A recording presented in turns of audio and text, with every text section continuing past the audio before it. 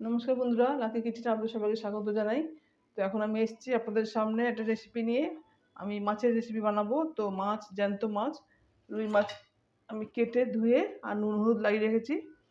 তো আমি সরষের তেলে বানাবো। সরষের তেল কড়াইতে দেওয়া হয়েছে, সরষের তেল গরম হয়ে গেছে। তো আমি প্রথমে মাছগুলো ভেজে নেবো। তো আপনারা দেখুন কীভাবে বানাই। তো প্রথমে মাছগুলো আমি ভেজে নিচ্ছি।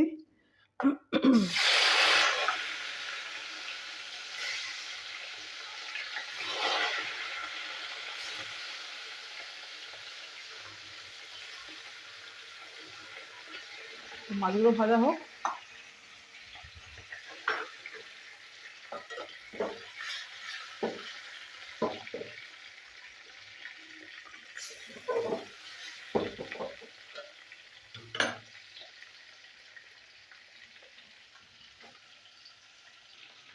বন্ধুরা, মাছ ভাজা হয়ে গেছে, মাছটা আমি তুলে নেবো।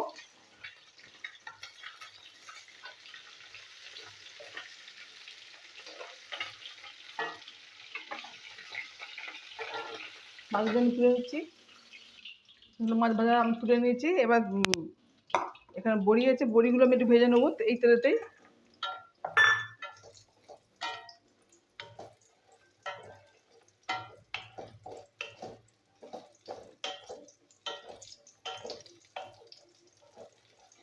বড়িগুলো ভেজে আমি তুলে নিচ্ছি। বন্ধুরা, বড়ি ভেজে আমি তুলে নিয়েছি। এবার দিয়ে দেবো সর্ষে আর জিরের ফোড়ন।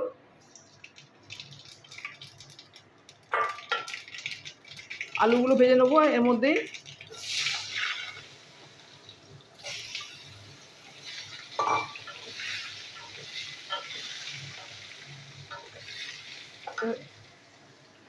আলুগুলো সামান্য নুন দেবো আলুর মধ্যে।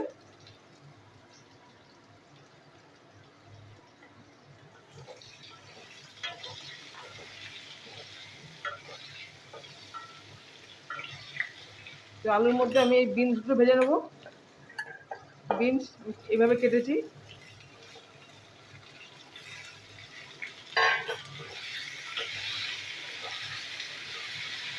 তো সবজিগুলো আমি ভেজে নিই। বন্ধুরা, এখানে আছে ধনে জিরে গুঁড়ো, লঙ্কার গুঁড়ো, হলুদের গুঁড়ো। আমি একসাথে এই মশলার মধ্যে দিয়ে দিচ্ছি। একটু জলে গুলিয়ে দিই।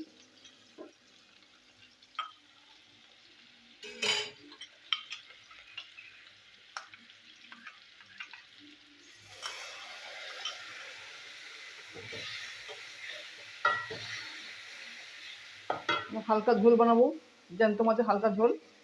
নুন দিলাম একটু, স্বাদ অনুসারে নুন দিলাম।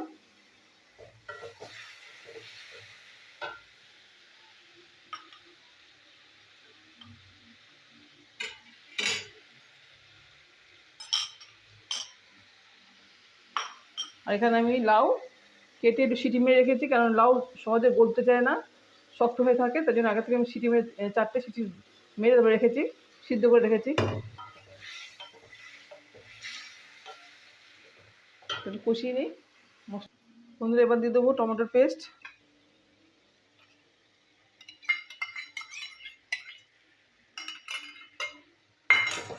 টমেটো পেস্ট আমি কষিয়ে নেবো।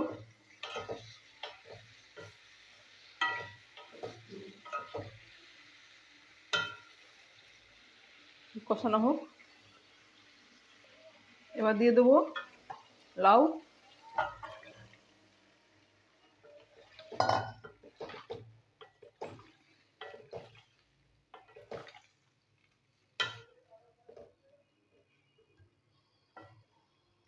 লাউটা কিছুক্ষণ মশলার মধ্যে কষানো হবে।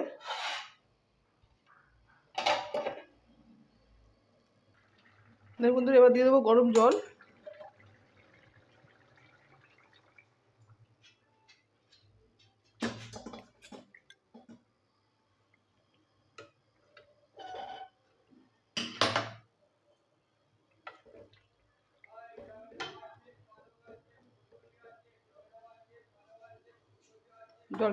ঝোলটা একটু ফুটে যাক। দেখুন বন্ধুরা, গ্রেভি ফুটে গেছে। আমি দিয়ে দেবো মাছের ভাজা মাছগুলো।